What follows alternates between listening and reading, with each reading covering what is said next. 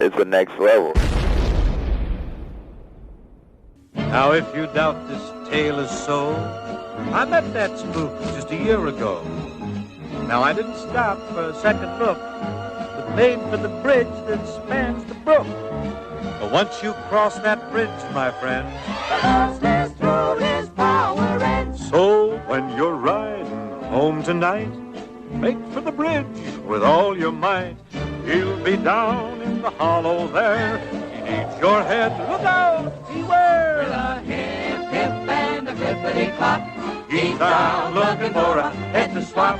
So don't try to figure out a plan. You can't reason with a headless man.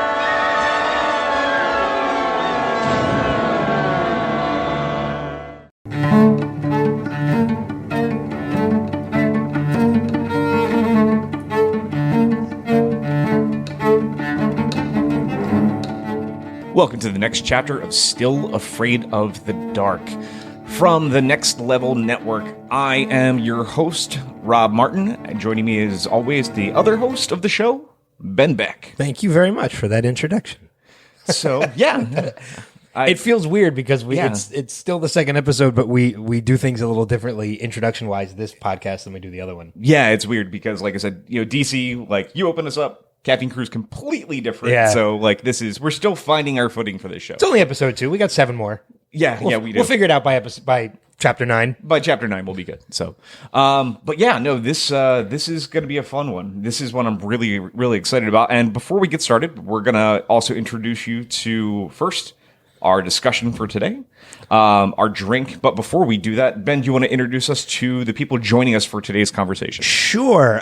We're pretty excited to have them because I think this is the first time either one of them have done a podcast before. But welcome to this chapter, our friends Damon and Liz. That would be where you say hi. Hello. Good day, everyone. So, well, before we get any further, we're going to call this chapter The Tale of Sleepy Hollow. Obviously, we're going to be talking about Sleepy Hollow today in 2 different formats. We're going to talk about the old animated from 1949 from Disney, which oddly enough is a really almost still true to the original book telling. They didn't change much at all. And then we're going to go to a giant tonal shift and go into back to 1999 for Tim Burton's Sleepy Hollow, which is completely different and is filled with Tim Burton's weird daddy issues that he has in every one of his films. I will ask the question that many others have asked us when they found out we were doing Sleepy Hollow. Are we covering the show at all? No, we aren't. We're not. I do thoroughly love the show, but I think there's too much there to cover. They do a really interesting kind of twists and turns on all that. But obviously, really where all this begins is back in 1820 when Washington Irving wrote the original story, which kind of snowballed out into so many different adaptations. But it wasn't the first version of a headless horseman. Obviously, things like the dual hands in which is the classic headless rider and the Irish myth. But then pretty much whatever culture you go to, there's a similar one. So it's kind of cool to see how this kind of maybe made its way into upstate New York and kind of disseminated into this version from things like Tarrytown and Sleepy Hollow, where Irving was actually at, and then turned it into his own variation of the story. But before we get into that, we'll talk about real quick the drink that we're going to be all kind of sipping on throughout this discussion. And it's a special drink that we're calling the Van Tassel.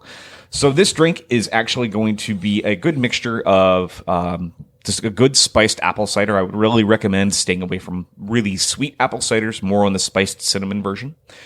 Ginger beer, yet again, because it's still one of my favorite mixers to make with most drinks. A good bourbon, you can also kind of substitute with a rye if you prefer, and just a dash of bitters. It should give a really nice, good flavor to it. You can always use an apple bourbon if you would like as well, too, or even sometimes like an apple cinnamon bourbon if you want more of a spiced flavor. But that's you'll see a video component for that in just a couple days as well after you hear this, where you'll see how to actually make this drink as well. So, but Ben, do you want to kick us off into our discussion? Sure. So as you mentioned, we're going to be talking about both the animated Walt Disney version of The Legend of Sleepy Hollow titled The Legend of Sleepy Hollow. Well, actually, it depends on where you find it, because there are two different places that you can find the animated. Right. So the original version is The Adventures of Ichabod and Mr. Toad, is where it first appeared, and then it broke off as well into just The Legend of Sleepy Hollow.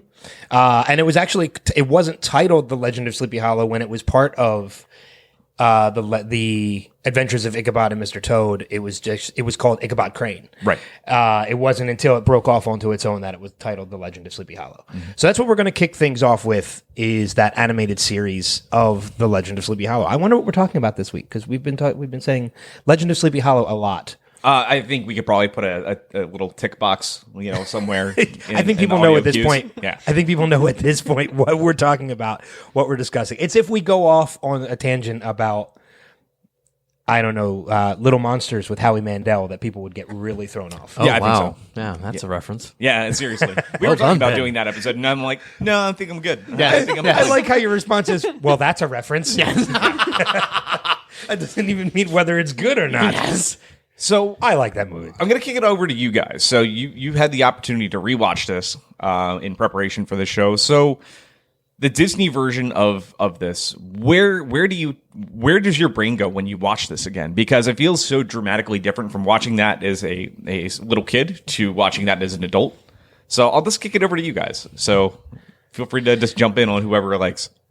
One of the things I noticed when I was watching it now as an adult was I enjoyed a lot of the nuances were completely lost to me as a child. As a child, I'm having all of the primal base emotion reactions to things, like, trying to fit in, trying to connect with the community, being afraid of the dark, running in the woods, things like that.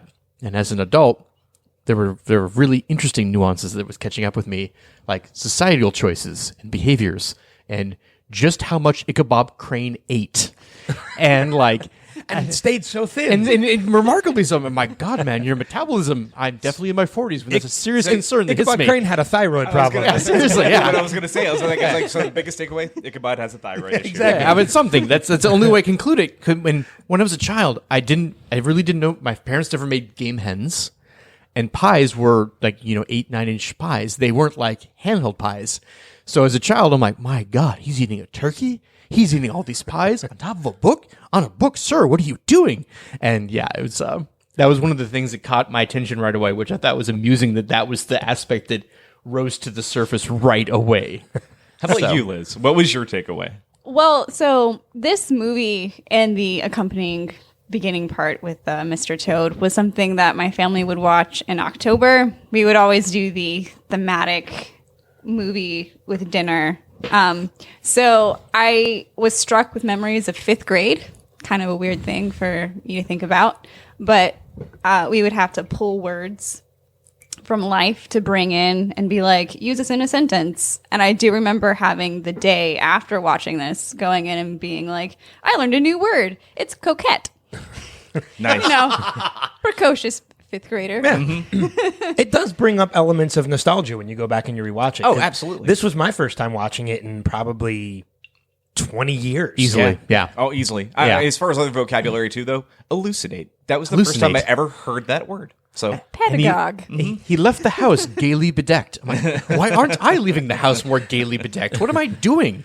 I got to say, one of my biggest takeaways was watching it as an adult was how much of a just jackass that Ichabod Crane really was. He Right. was Like he yeah. was basically this person that came in that was just essentially a homewrecker. That's all he was. But like as a kid, you're like, oh, he's great. Like he's like, I feel so bad for him. And you're like, get to it in like watching him as an adult and like, what a monster! Like he's just a monster of a human being. Yeah, he's reckless and careless and kind of a bit of a jackass. Because Yeah. you see Bron Bones as a kid, and you're like, "Oh, it's the big bully." Exactly. And then you watch Right. it, and like, no, he was trying to protect his friends and the interests of the town the entire time. Well, do you know it's actually an interesting takeaway I took when rewatching it is that if you actually take Bron Bones and Ichabod Crane and combine them, you get Gaston from Beauty and the Beast. Oh man, You essentially do. that You- is you get- well done. You get the big burly guy from town that everybody knows, and then you take the womanizing from Ichabod Crane and throw that personality trait into Bron Bones.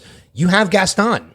But also the eating with, what was it, 15 dozen eggs in the yeah. morning? Yeah, that's true. Yeah, So you get that as well. a little bit of The gluttony appetite. Yeah, in but- there as well. Yeah, you also take Ichabod's ponytail and just put it on Bron Bones' head. Oh man, that is on Everything point. just all comes together. Gaston is basically Bron Bones and Ichabod Crane combined. The stars have aligned. Yeah, pretty much. Yeah. It's super messed up. One of the things I really thoroughly enjoy, though, is Bing Crosby's narration of this. It's so good.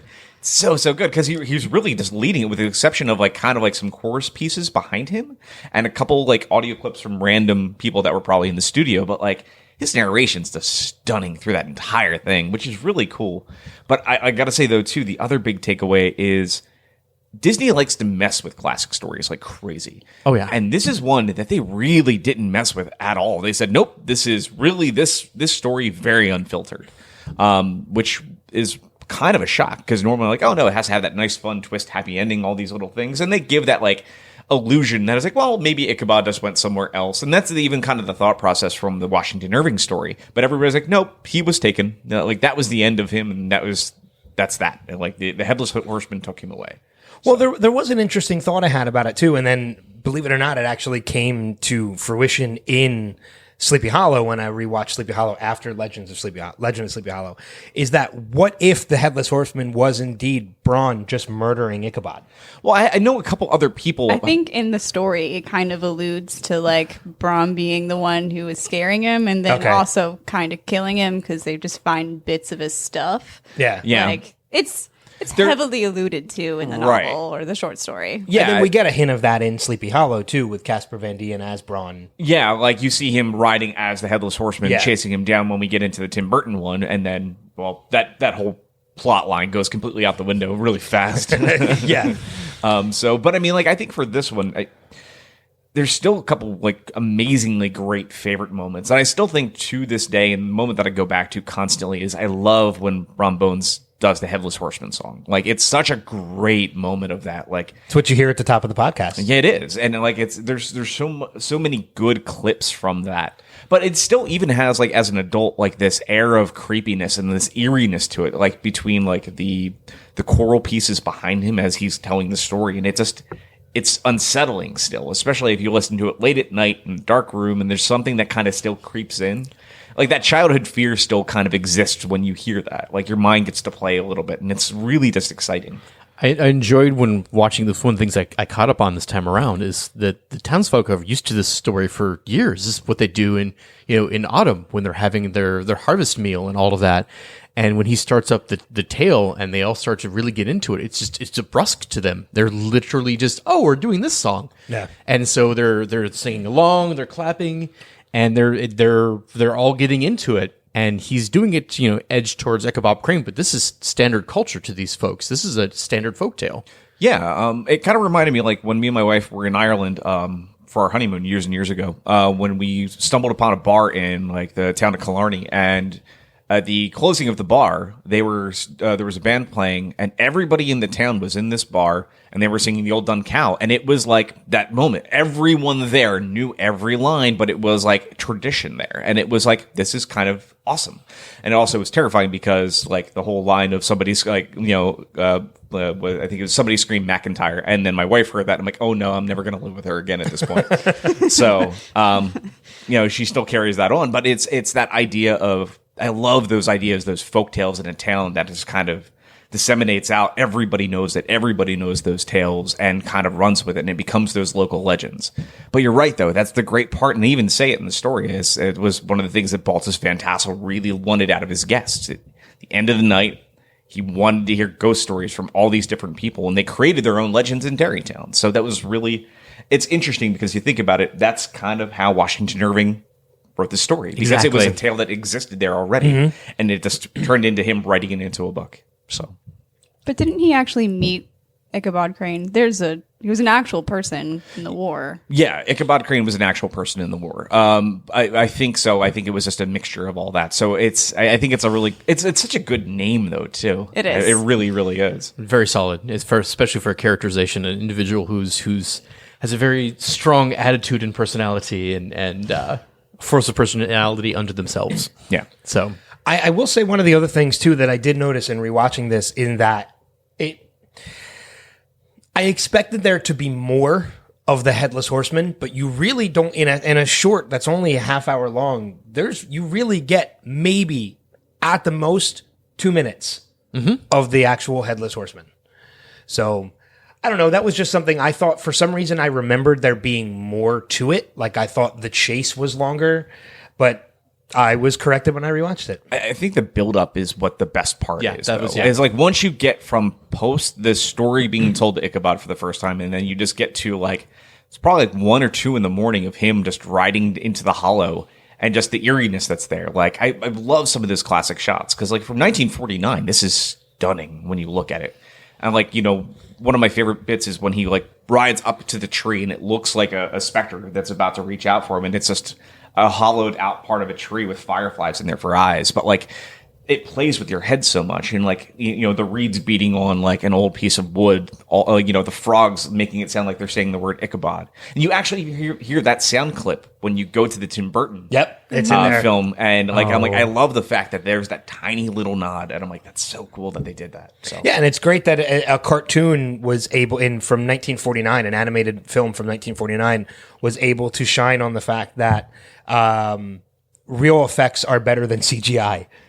With the hollow, with the like you said, with the reeds, you know, on the log and everything. Yeah. So yeah, it was a good. There's so many great nods to it. I'm just going to go back to it.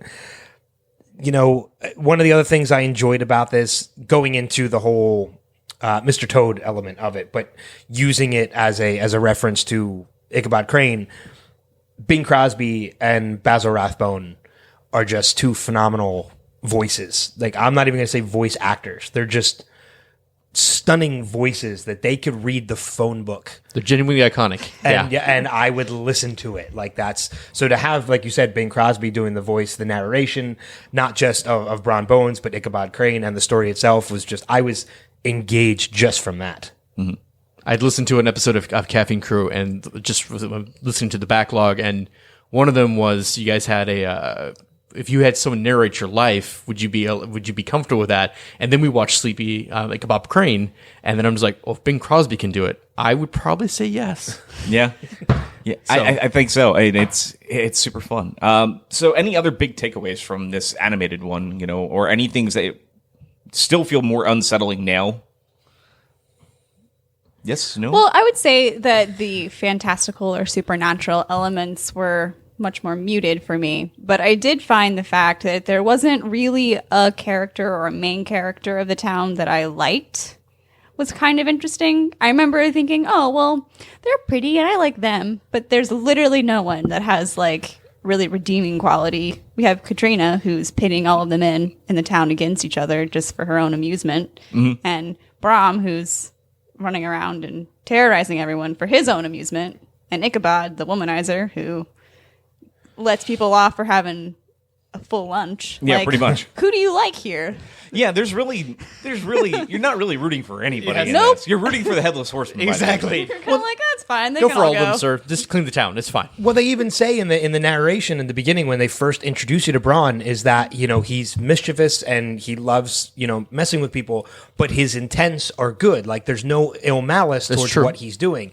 And then that completely changes by the end when he's opening a trap door, hoping that Ichabod's going to fall down it. Like it's things have changed in Bron's Plotting to head dance because of with Ichabod. the other lass and bring her in so he can do a sneaky do-si-do shift around, and suddenly he's dancing with the lady of the hour, and yeah, it's just terrible. Yeah, there's definitely some hardcore fat shaming in that one. Oh my god! Oh, it was yeah. terrible. It's pretty rough. Man. It's pretty intense. But again, 1949, and no one really thought about anything because everybody was an asshole in 1949. It was fairly on culture-wise. It was fairly on point for the era they were putting it out, and for kind of the I think the township that we were looking at the time. So I can see where, you know, on today's cultural level, no, we wouldn't find anyone we necessarily enjoy or feel, you know, want to connect with, but they weren't outwardly terrible in their own right. But you know, anyhow, but. I'm trying to think if there's any other last big points we want to get to on this. Yeah, I don't really think I have anything else on the animated series. I mean, again, it's one of those things, regardless of what age I watch it, it still continues to be just wonderfully just entertaining and amusing. And it's just this weird slice of life from like colonial yeah. times, and Yeah. you're like, no, I believe this is probably how all of this played out. Exactly. That's it. This is just for that time frame, for that period of human existence. That was pretty normal. That was Yeah, Even down expected to the behavior. way they spoke, like you mentioned, the different words that you guys took in. Oh, from entirely, It. Like, yeah. that's the language that they used back in 1949, or even before that. I will say that, going back to my point about how the Headless Horseman is only maybe the last 2 minutes. I was doing research into it as I was watching, and that was when I discovered that it was both in Ichabod and Mr. Toad, but also in The Legend of Sleepy Hollow. And I was like, oh, maybe that's a different one, and it's extended, and there's more of the Headless Horseman. And I found it online. I'm like, nope, this is the same exact short that I just watched. Yeah. It's 30 minutes long. It's the same exact thing. One of the things I think it's kind of fun though, because it's not going to really play into when we talk about Sleepy Hollow, but it's a lot of people always question the issue with Ichabod's horse in the Disney one, where it was just very dim. And going back and learning a little bit more about Sleepy Hollow again, that horse's name is Gunpowder, and it's actually brought up in Sleepy Hollow, the Tim Burton version. Right. And it was an abused racehorse that was partially blind. So that's why it was stubborn, didn't care, and acted off constantly with Ichabod in the animated film, is because it was this horse at the end of its life that was kind of severely damaged and didn't care and was abused. And I'm like, it's an interesting way when you add that little slice and you watch the sequence when he's being chased down by Daredevil and the Headless Horseman, you're like, it all makes so much more sense now. And it's very, very messed up when you think about it. Well, then the horse, like Gunpowder, pauses in the graveyard and refuses to move, and Yeah. he's just like, nope, this is where I'm staying. I don't care. Yeah, pretty much. Yeah.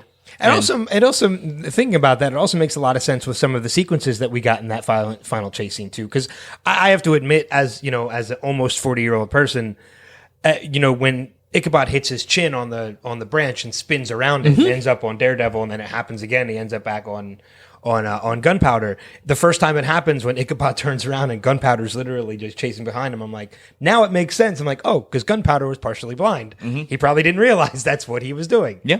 But even those scenes still made me chuckle. Oh yeah, I mean it's that still like wonderful like merry melodies, kind of like Looney Tunes esque feeling. Those old classic Mickey Mouse cartoons where like you have that slapstick element that they kind of still filtered into what essentially was kind of a terrifying sequence when you're a little kid. And you're like, oh, this is still really, really intense. Yeah. So I mean, I rode horses and learned how to ride.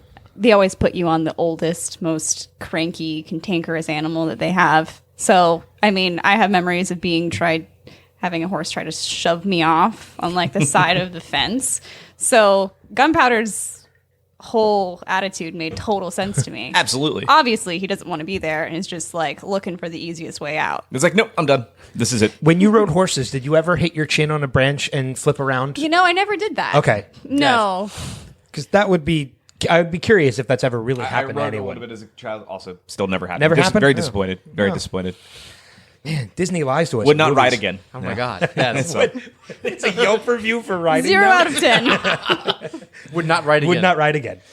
All right, so I guess the last thing we have to do here is actually everybody give our rating. So we didn't have a rating scale for our pilot episode, and we were trying to figure it out, and it was the most simple rating scale that we could think of that was so fitting. So as simple as a thumbs up, thumbs down, but a thumbs up is a treat, thumbs down is a trick. So Damon, what do you give this? I'm going to give it a treat Okay. because I feel that I agree with you, Rob, that it was one of the few pieces that Disney has put out that they took the legend in the story and basically put it down whole cloth. There's no changes, no adaptations. There's no beautiful happy ending other than Brahm and Coquette getting married. Coquette. Katrina. Katrina, my apologies. The Coquette is Katrina, and getting married at the end. But they left it whole cloth, and I enjoy the authentic nature of the story that was maintained and the era was put out. I enjoyed it as a piece. That was fantastic, and I enjoyed it as a short, as a 30-minute piece. It was a great campfire tale. Exactly. Liz. Oh, it's a treat. It's a solid piece of nostalgia. Yeah. I always enjoy watching it over and over again.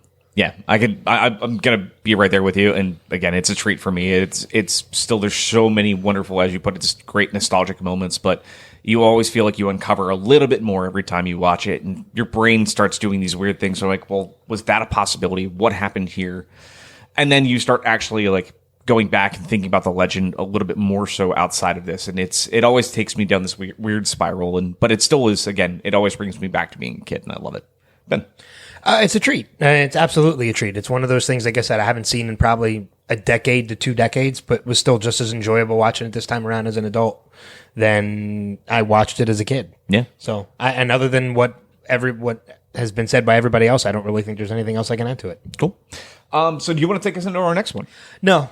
No? Okay. No, it's fine. All right. Yeah, so we talked about the animated series Legend of Sleepy Hollow. Now we're going to go into the 1999 Sleepy Hollow, written and directed by Tim Burton and starring Johnny Depp. I want to say first off, before we jump into anything else, how pleasant it was to watch a Johnny Depp, Tim Burton partnership without Helena Bonham Carter. Yeah, that's very true. I literally had a moment where I swear we're starting to watch the movie. Isn't Helena Bonham Carter in this one? No, it's the only one She's that gonna it's pop not up happening. somewhere, right? Yeah, exactly. She's one of the town people. You just can't see her. She's out of the shot. It's fine. I mean, don't get me wrong. I like Helena Bonham Carter. oh yeah, she's a no, fantastic we adore actress. her. Absolutely. But she's in everything that those two do together. I'm pretty sure if they had a relationship beforehand, the Miranda Richardson role would have been played by Helen. Oh, absolutely. exactly. It would have been expected. Yeah, Absolutely, it would have been. But yeah, I mean, this is like we said, we're going back to, at least for myself, 1999. That's a year after I graduated high school. So we're going 20 back years ago. 20 years. But I will say, I didn't remember a lot of this movie because I probably haven't seen it since 1999, 2000. I kind of really enjoyed going back to it. It was, we're seeing a little bit of a more fresher face Johnny Depp. Mm-hmm. For some reason, I'm so used to him having like facial hair and looking darker and everything that he does. And we see him he's clean shaven. I'm like, wow, this is a different Johnny Depp that I'm used to. But It was still kind of what he like was. the Edward Scissorhandsy. Yeah, it was just I think of him as stark Johnny Depp. Like Johnny Yes. Depp without anything crazy going on. It's just Johnny Depp confused and trying to figure out what the hell's going on. But I will say one of the things that this movie really made me think about it even more is one of the things, I know he's had his problems in personal life, in his marriages and, finances and everything. He is a hell of an actor. He gets into every role that he does. Well, I think that's one of the hardest things, though, too, is especially in today's day and age, and I think it's incredibly important to know the people that you're supporting as far as their craft and their art.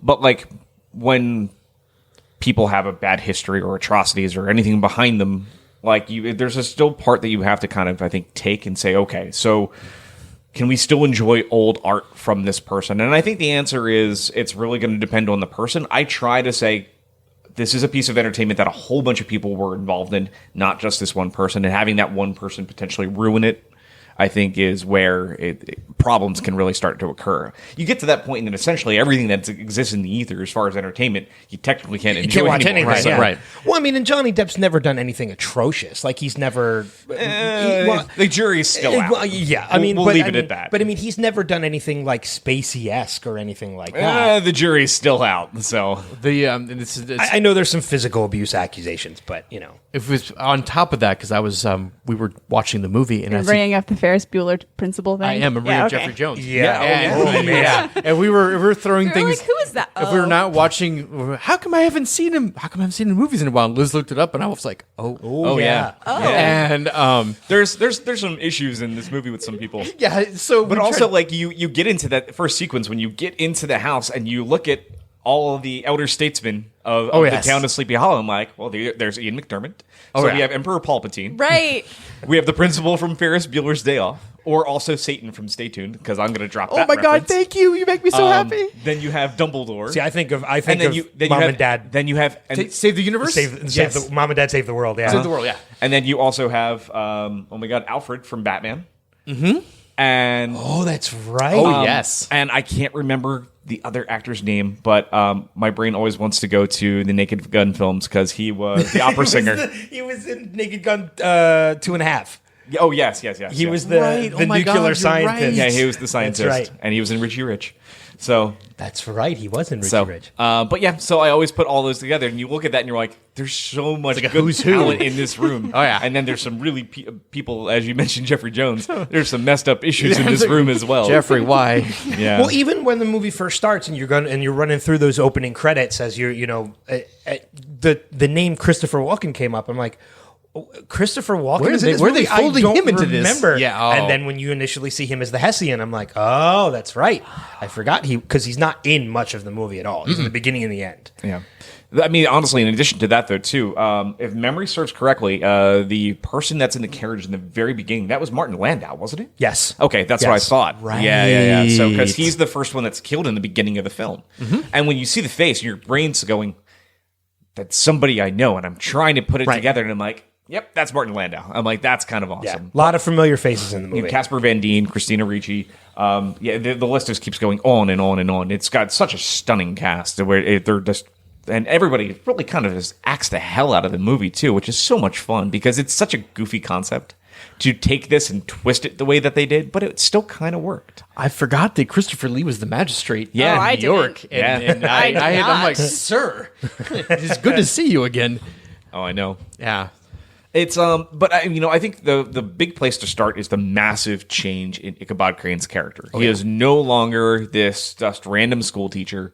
They have him essentially as a turn of a century detective, which is kind of bizarre, not gonna lie. Yeah. So But at the same time, they keep the intelligence of a school teacher, but incorporate it into that. In that, when you first meet him, he's one of these detectives who wants to try new methods because he feels people are being wrongfully incarcerated, which unfortunately is something that happens in this day and age too. But it's, they do keep that intelligent aspect of being a school teacher and just incorporate it into that element of him being a detective. Like change his occupation, his mechanic approach to things, still pushing the edge and trying to encourage people, but doing so from a criminologist sort of perspective. So Yeah. Well, because if you were to take the straight up Washington Irving version of Legend of Sleepy Hollow and turn it into a movie like this, Ichabod really doesn't play that large of a role. No. As if he did when, you make him a detective and he's investigating these murders. Because otherwise he's just somebody who's going to lock himself in a room, or he's going to be one of the first people murdered. So to change the element of what his career was, I thought was a smart move. I think so, at least. I think it's interesting that they take away the superstitious aspect and add in some aggressive squeamishness. He's a detective, a homicide detective, who doesn't like the sight of blood. Like, Right, yeah. What a fascinating character trait they've decided to give him. yeah, pretty much. I think the big thing too is the fact that they tried to build upon his character in really weird kind of ways. Right.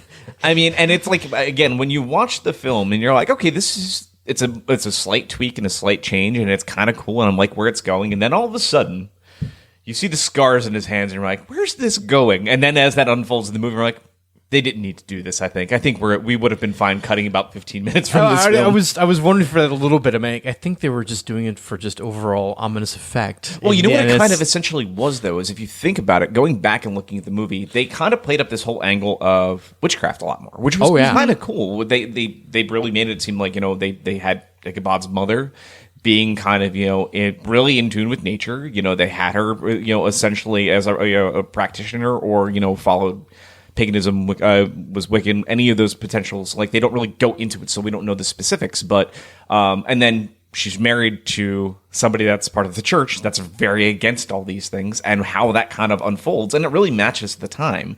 Like, you think about Tarrytown and Sleepy Hollow.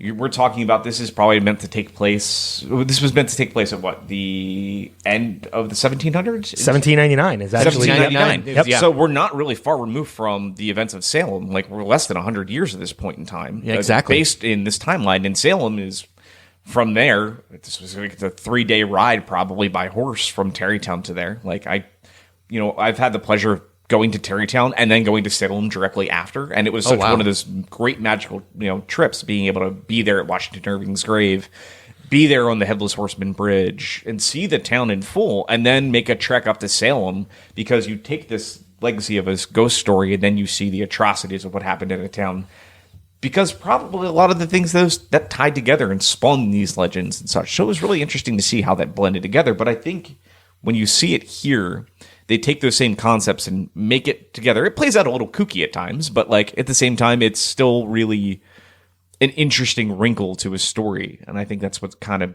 can be fun about it. But at the same time, it lacks a little bit and it slows things down. So Yeah, I think the Iron Maiden was a little much.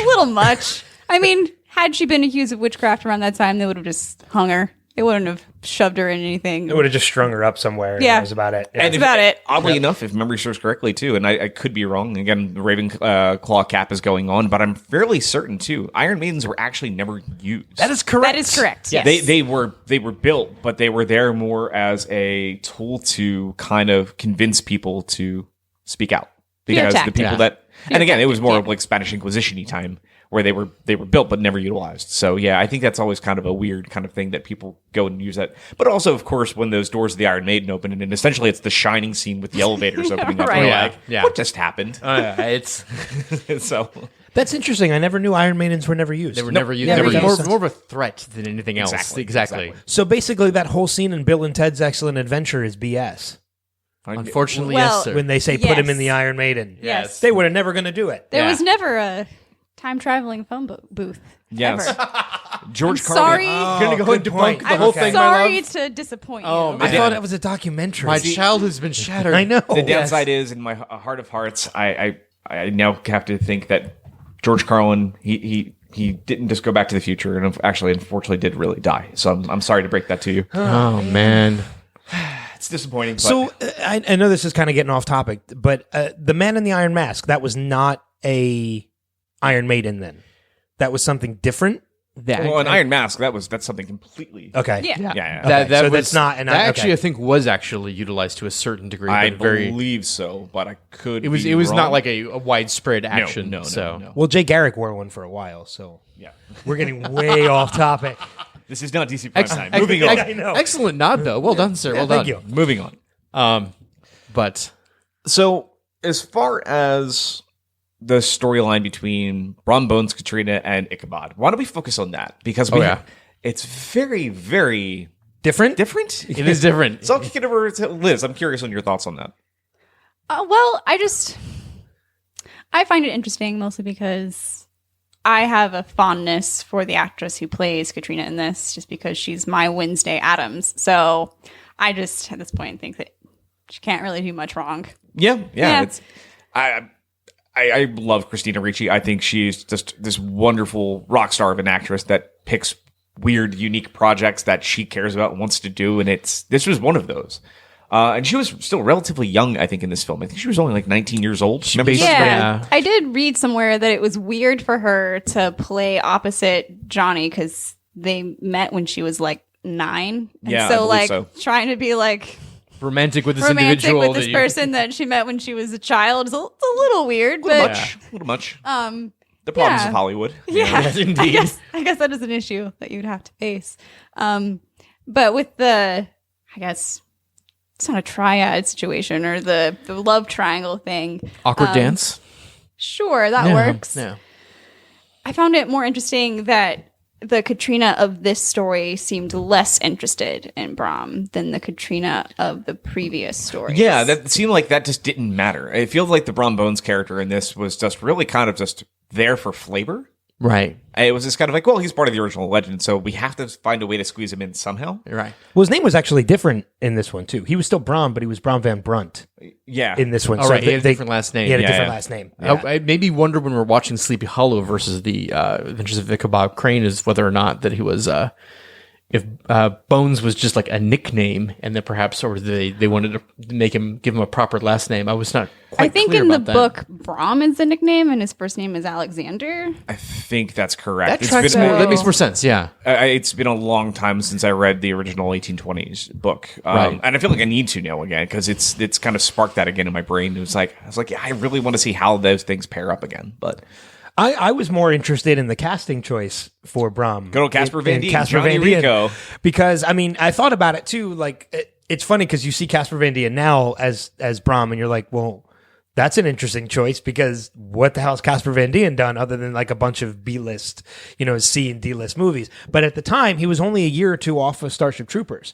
That's right. His star was still pretty high at that point. Right. So, I mean, he was the star of Starship Troopers, and that made him a name, at least for a couple of years. So he was still riding that when he got, put into that.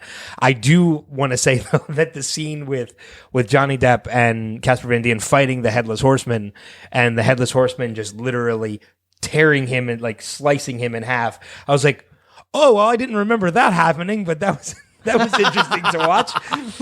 Yeah.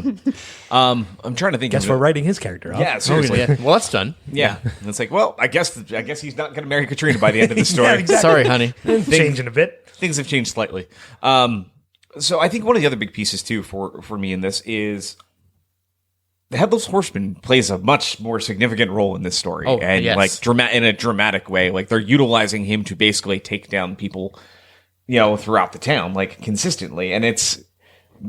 He's pretty much become a weapon of mass destruction in this tiny little, backwoods town of New York. But it plays right along with the whole witchcraft element and everything that they're doing in that, this is basic. He's used as a weapon. He is under somebody's command. A diabolical servant. Yeah, exactly. And it plays really well when you think of the changes that they did with the witchcraft and everything. Yeah, I actually really thought that was a really kind of fun angle to kind of be able to utilize this character in a more terrifying manner. And I love one of the things, too, is anytime he does show up, there's some really beautiful sequences. One of my favorites is, I think it's is it Masmith?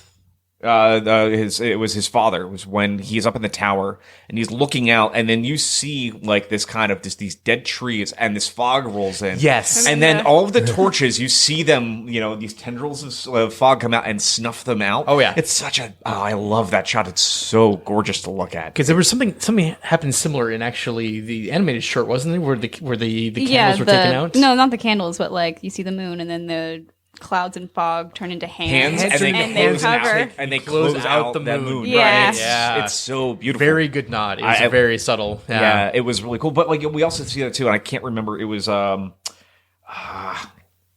the magistrate. It was oh my gosh. The one from the midwife. The midwife. Yes. It was the midwife and her husband when they're attacked.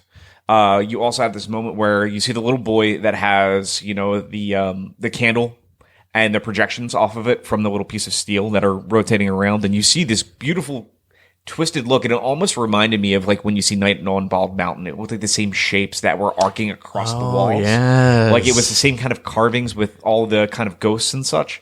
But at the same time, though, you see the father walk into like the fireplace, and he like just tosses something in there real quick, and you see the flames come up, and you see the shape of demon faces in the fire. And it's really subtle, but it's really beautiful looking when you catch it. Now I want to go back and rewatch I the was gonna movie. say, I don't know about you, but I'm watching that when I get back. Yeah. to catch up on that. Like this flames arc up, and it's subtle, but if you watch it, I think it's like 3 or 4 faces that come out of the flames before the horseman comes and actually kills off the husband and wife. And still, horrifying sequence for that little child in the basement. And you see the mother's head roll across the floor with the dead eyes staring at this kid. And you're like, well, that's a lot of therapy there for the rest of his life. Well, which is all of a matter of 30 seconds. Yes. Yeah. Unfortunately. Yeah. So, unfortunately, he's...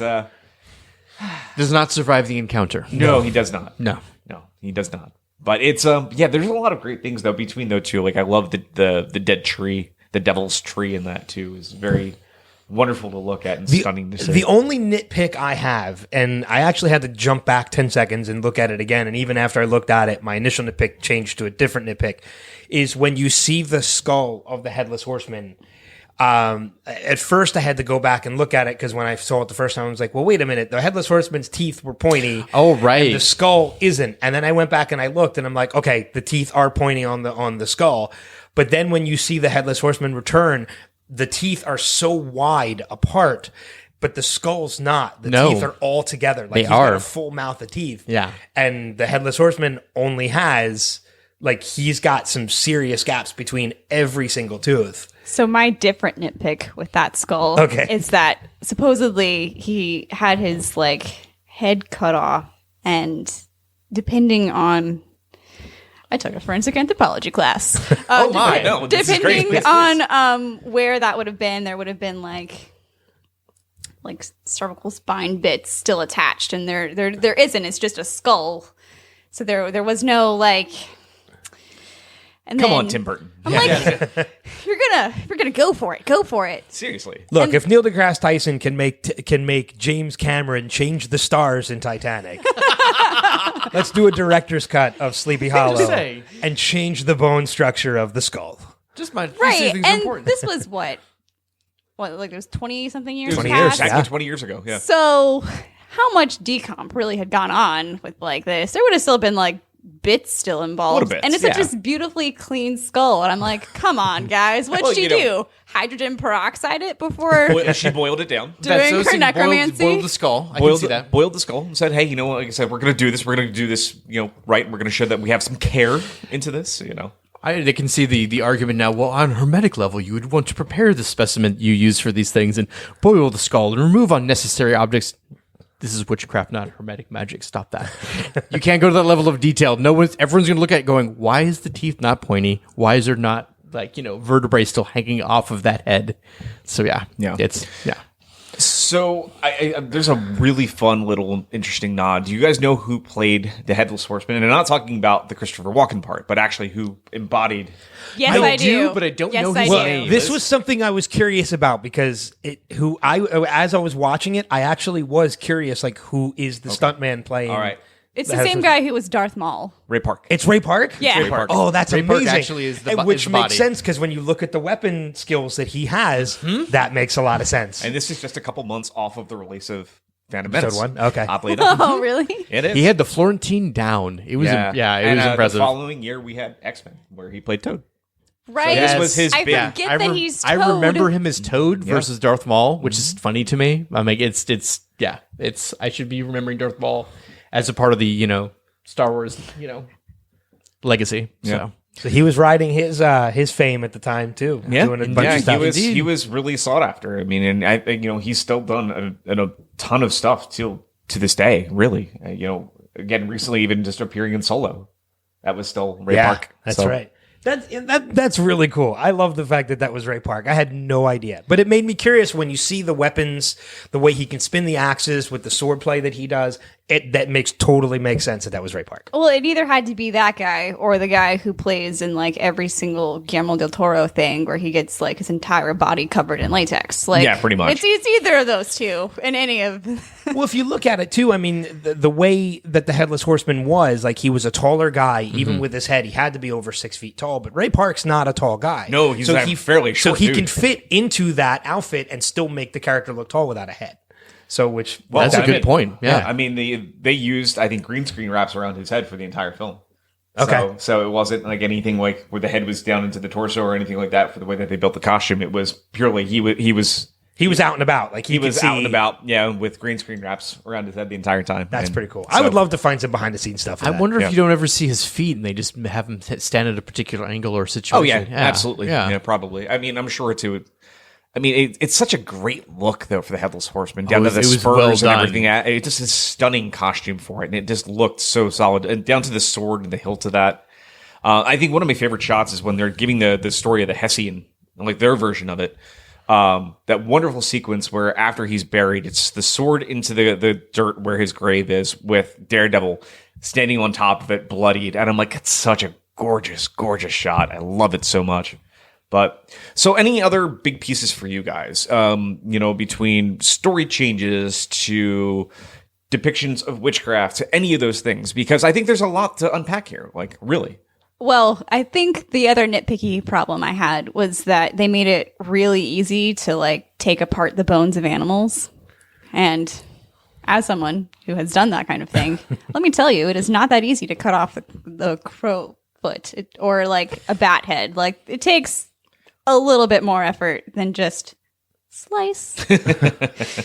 Chop, gently remove. Oh no! Did you were like watching it? And she's like, that does not actually happen that way. I don't know why they think no. Other people point out inconsistencies with other things, and I'm like, it takes more effort to decapitate a bat.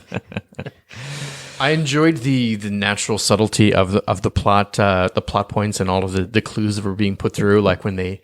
The only book you should be following is this one. He dumps the Bible on there and he flips open the page, and that's when he sees the family tree, as was very common back in the Bibles back in the day in the smaller communities. And so he could like that. It was a very good subtle like slide of that clue in there and then to factor in later. And I enjoyed the build out of the mystery pieces as to figure out the plot and how it was layered with the how have I already forgotten her name? Katrina. Katrina, no. I was actually referring to the archer, the witch. Oh, Oh my God. Lady Van Tassel? I don't know. Let's go with Lady Van Yeah, Tassel. let's go. Yeah, let's just do that. It is actually Lady Van Tassel. That's Yep. her proper name. Yeah, Miranda and Richardson, Lady character, Lady yeah. Van Tassel and how the you had the overarching internal mystery and then her behavior like lofting over it and how that built out beautifully and was nestled on top of the Sleepy Hollow the superstitions and how the witchcraft blended into that. And I thought it was very natural and felt very comfortable. It wasn't forced. They weren't like gluing things on. Like, we really want to make this work. And they're trying to like shove things into place and glue things on that are just not cohesive to a story or natural at all. It flowed very well for me in that capacity. Yeah. Well, the other thing too is, when you look at the subtle nods of things that, are kind of looking towards the future of the story, the whole caged bird. With the red sparrow or whatever, the cardinal, what it was when he it's a spun it cardinal. into Exactly. the cage. It came into play later, when he says things aren't always what they seem, and it helps him to realize the whole cut on the hand when they autopsy, when the body of supposedly Lady Van Tassel comes in, and it makes him realize, okay, things aren't always what they seem. Right. But I thought about that and I'm like, well, you could take the cardinal out of that, and if you're a good detective, you can still figure that out. Yeah. Even without the whole cardinal thing. But I do understand why they put it in there to kind of foreshadow the future of the story. It's what it is. I refer to it as a shower moment. That's what it is. It is very much a it's shower like when you're moment. trying to resolve a problem, you're like, you know what, I'm gonna take a nap or I'm gonna get a shower. And you're like, I gotta jump out of here and just take care of this now because I realize what I screwed up. Exactly. And when he was finally leaving the situation, he had blamed Katrina for all of the oh, you're behind all of this. You're the one who caused all these deaths. This is you. They built that MacGuffin very well, I thought. Oh yeah, very much so, very much so. Like her reading, and when they first have the moment inside the house, and she's like, "Oh, I'm just reading a book," and she tucks it away, like kind of like something very well done. Yes, to hide. But it's always subtle. It's not really smashed in your face, and it's just No. kind of like, oh, it's just a book from my mother. It's a romance book. My dad doesn't like me to read them. And you're like, could it be more than that? But your brain just kind of like, yeah, that sounds right, especially for the times. And they just build that up and build that up and build it up. But it's always these tiny, small increments. And then eventually it's kind of like that MacGuffin's fully revealed. And then you're right. That moment plays perfectly. It's great. I do want to say one of my favorite parts of this, though, was when they're in the church and, you see the chalk in her hand and everything. God, that's still such a stunning moment. When- Oh, yeah. I love that with scene. everything Cinematography and how it everything that frames. happens Yeah. into it, but the fact that the Headless Horseman takes that plank and just throws it through the window and yanks him out. It's like, okay, I might not be able to step foot in here, but I can still get you. Exactly. And it adds such a new element to it that I love. and he pulls the body right up to the edge of the property of the sanctified grounds Yep. to chop the head off, and that is just over the space. just to put the head past it, and that's so great. Yeah. But what I loved about that, though, the cinematography for that sequence, because like the old Dutch church, the way that they make it, it looks so dark and dreary, and then you have this moonlight lighting up this gorgeous piece of stained glass, and when that shatters, it's just like, oh, Lighting love it. throughout I the love entire that so movie was much. very well done. That's the one thing, though, like, Yeah. regardless of, like, a Tim Burton film, regardless of, even if it's something more, like, along the lines of something like Big Fish, which I think is still a stunning movie, is the visual looks of every one of his pieces. They have this very particular feeling. Whether it's dark or even if it's brightly colored, there's a sense of wonder regardless of what you're looking at. So, I forget that he does that because I think Tim Burton black and white stripes with like Tonally, it's different Helena from Bonham what he's Carter done in before. some sort Yeah. of floopy dress. Right. That's what I think. and then you watch Charlie and the Chocolate Factory. I'm like, oh God, don't do this ever again, please. And then we're to use all of the Please crayons. stop. Yes, you're right. Big Fish. It's like, wait, Johnny Depp and Helena Bonham Carter are not in this movie. This isn't Tim Helena Burton. Bonham Carter is in Big Fish. Is she? Oh, it's been a while witch. since I've She's seen the it. witch. Right. It's been a while since I've seen it. He has tone But personality. we're not like trying to get Johnny Depp and Helena Bonham Carter together while Tim watches. So that's at least. yeah. There has been interview jokes about that happening, actually, good. and what you just referred to about people teasing them, going, "What's happening here, guys?" I swear, Yeah, before it's- I knew Tim Burton and Helena were together, I could have swore Johnny Depp and Helena were together. Yeah, no, they were interviewing Tim Burton and Johnny Depp, and this is we've made yet another movie. We've made a movie where for once Tim's not trying to marry me to his wife. That was actually said during an interview that Johnny had said. Are you And okay, they both Liz? laughed about. I'm It so looked sorry, like my love. it looked like the Van Tassel was about to go out from The nose, yeah, a little bit. I didn't realize that was something that they actually. They went ahead and mentioned. made a joke about it. It was Entertainment Weekly probably half a millennia ago at this point. Well, yeah, The because moment. they're no longer married. yeah, but no. I mean, you look at like Sweeney Todd. I mean, the Yes. two characters Right. are Yes. together by the end of it. They both die, but they're they're together for a majority of the movie.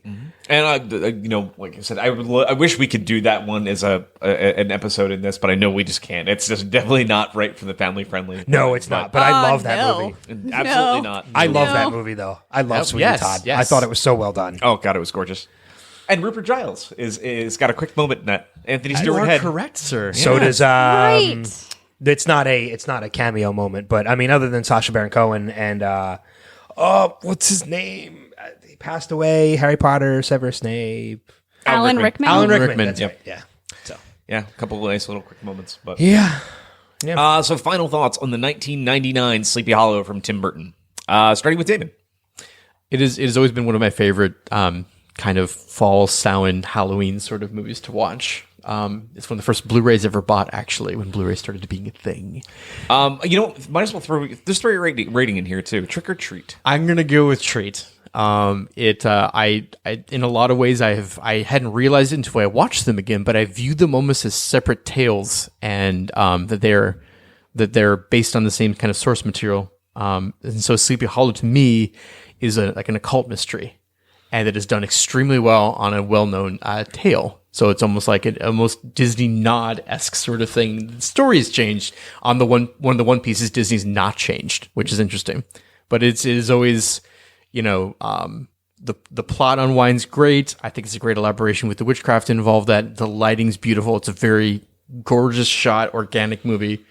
It has cheesy moments, but I love the cheese. It's fantastic. Yeah. So Liz. Well, it's definitely a treat for me. I think of it along the same lines as like Penny Dreadful, not the show Penny Dreadful, but similar kind Like of thing. a traditional Penny A Dreadful. traditional one where you're not like watching it for the intricacies and the highbrow plot. You're watching it because it's entertaining and it has elements that you like. Yeah. So here. I'm gonna go Treat as well. I think like I said, this is mostly built on family friendly. I do think this one skates the line just a little bit. Agreed. Oh yeah. yeah. Because of again some of the violence and such. But I will say it's an interesting evolution of the classic campfire legend. So I think it's one of those ones where we say the Adventures of Ichabod and Mr. Toad is good for all ages. Sleepy Hollow, as soon as I think like that tween age hits, I think it works well because it really isn't terrifying, but I think there's just enough that it gets under your skin just perfectly, as long as parental units are okay with decapitations. Thankfully, the blood is more playful than it is anything else. I think in the way that they do it here, it's comical, and I think like you even see it. It almost looks like red wax like coming out. Well, they when did do it. say that in like they had to shoot with a certain color lens, so the blood was less red and more orange. And I think that kind of like still plays a part. Well, I also Yeah. think a smart move too was taking the whole element of the sword that the horseman used cauterized the wounds.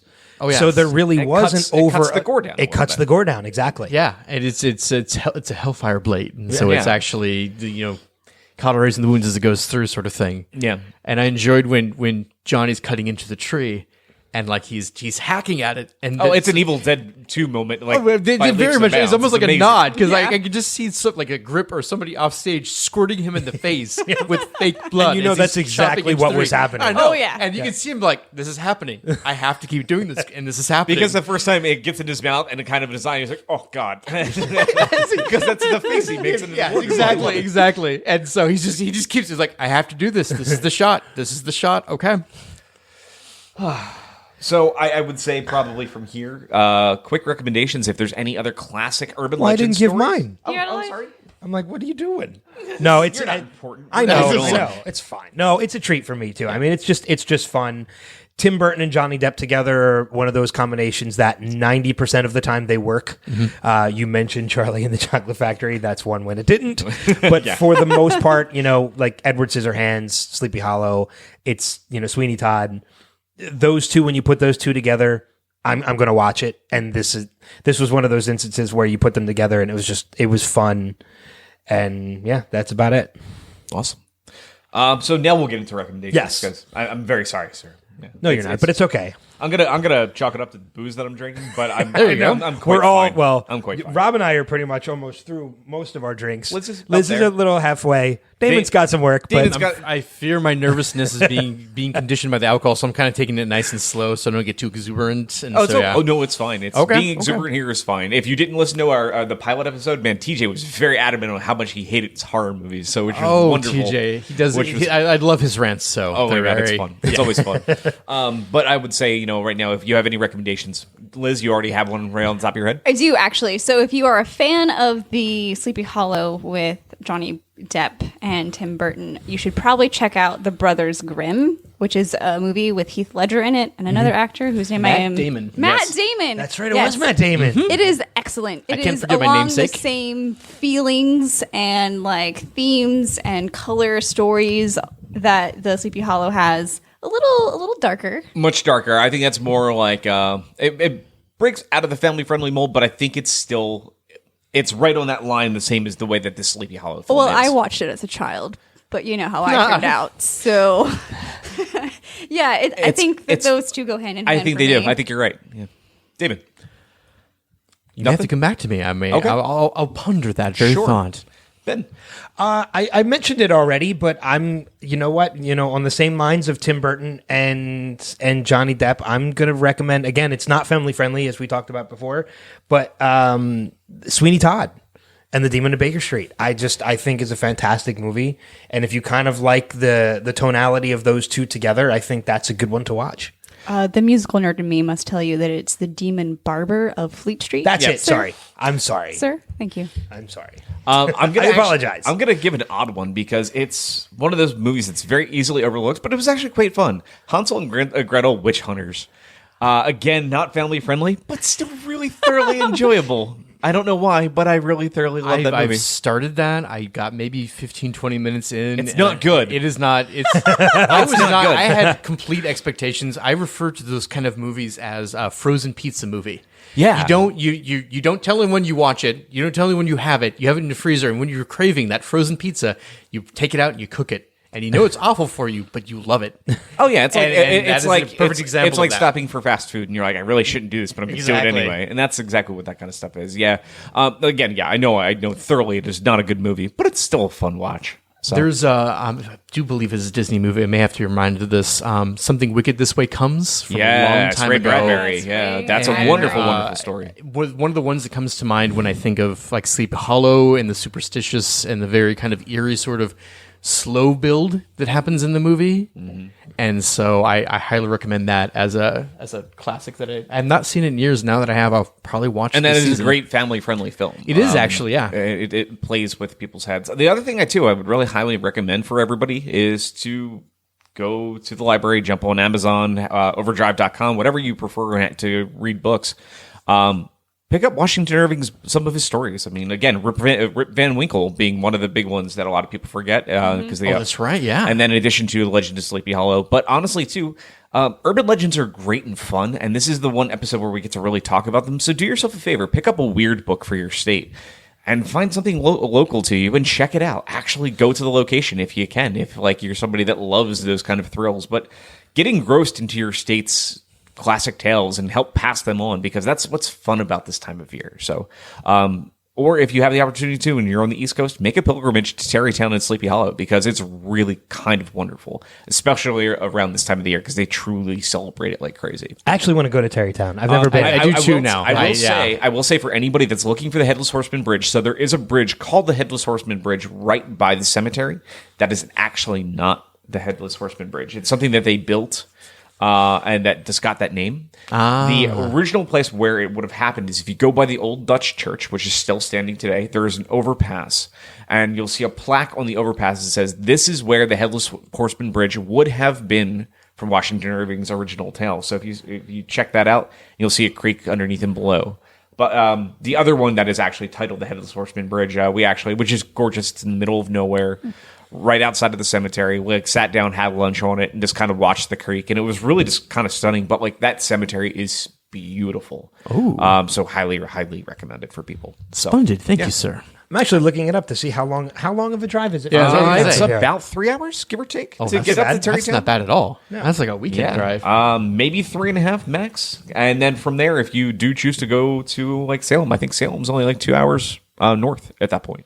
Yeah, 2 hours and 45 minutes from your house now. Yeah, it's not bad. It's not bad at all. It's a day trip. Yeah. Oh, yeah. It's a really cool little place, especially this time of year. They really, truly celebrate that legend like crazy there. I'm not going to lie. I might actually have to do that sometime next month in October. That may happen. Yeah.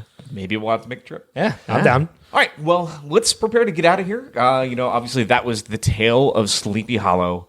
But we want to say a big special thanks to our good friends at This Way to the Egress. You can check them out at This Way to the Egress. That's spelled EGRESS. That's .com.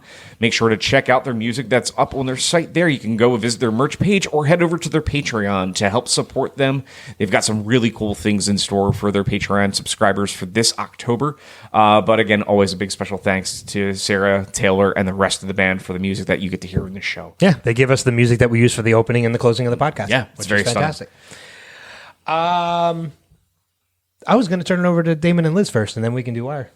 So, do you guys have anything special going on? Anything you guys want to promote or where you can be found? If not, it's okay. It's perfectly fine. I have now that I'm finally cutting my teeth and I did radio in the past, so I'm really excited to try doing some podcasts myself. I have a couple ideas I'm cooking up, so we'll see how those. Yeah, you and I are going to have a conversation. We are going to have a conversation. I have a couple of crazy ideas that I may drag a few friends into, and we'll see how that turns out. So. But other than that, just excited to be out in the world vocally again, and thank you for having me here. Yeah, absolutely. Liz? Well, I have nothing myself to promote, but as I am married to Damon, there will probably be a time where I'm involved with some of his projects. So. Well, we look forward to hearing more from you guys, and we know you guys will be back for another episode of this where we do the Tale of Jack. Yes. So that's going to be another fun one. That'll be coming out in a couple of weeks too. So keep your eyes and ears open for when that drops. So. I guess now I can go. Yeah, you can go now. As always, this podcast, as well as all other podcasts, part of the Next Level Podcast Network, thenextlevelnetwork.com, facebook.com/nextlevelnetwork. You and I have our DC Primetime podcast, which we're probably most likely going to be wrapping up sometime by the end of 2020. That show will be taking its final bow. Yes, exactly. But other than that, that's really all I got. Okay. And as for me, you can also find me through the nextlevelnetwork.com through the Caffeine Crew cast of pods, where we take a topic once a month with a roundtable full of anywhere from 4 to 6 guests, and we break things down, talking about how it impacted geek culture starting from our childhoods to today's current day, and then get to have a chance to have a little bit of fun with it. The next episode for that'll be coming out is one on digital consumption, and that shall be out probably by the time you're hearing this episode, so make sure to check that out over at the website. But until our next episode, our next chapter, we'll see you around the bend. Bye.